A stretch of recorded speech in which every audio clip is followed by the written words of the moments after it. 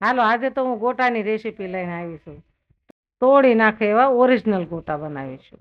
તમે મને કોમેન્ટ કરો કે કાલે મારે કઈ રેસીપી જોવી છે, તો જે રેસીપી જોવી હોય તે હું બનાવીશ. આજે આપણે ખૂબ પોણો કિલો બટેકા લીધા છે, તો બટેકાને આપણે બાફી લીધા. બાફીને આપણે છાલ ઉતારી લીધી છે.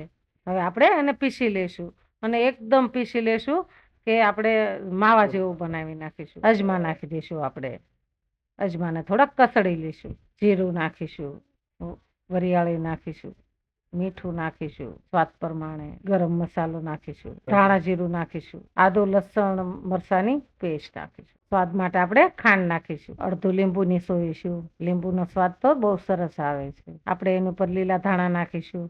આપણે બધો મસાલો મિક્સ કરી દઈશું. એકદમ સરસ મિક્સ થઈ ગયો. આપણે હવે એને ગોળી વાળી લઈશું. એક સરખી અને સરસ બનાવવાની છે. એની ગોળી સરસ તૈયાર થઈ ગઈ. આપણે હવે બેસન સરસ તૈયાર કરી દીધું છે. એકદમ સરસ થઈ ગયું છે. તો આપણે હવે તેલ મૂકીશું. આપણે ગોટી સરસ તૈયાર છે. ગોળીને અંદર ડુબાડી દેવાની છે. ડુબાડીને અંદર તેલ આવી ગયું છે, તો આપણે તેલમાં એડ કરવાની. એકદમ મસ્ત પડે ગોટા. એક વખત આ રીતના બનાવો, બહારના ગોટા જ ભૂલી જશો તમે, અને મેથીના ગોટા પણ ભૂલી જશો.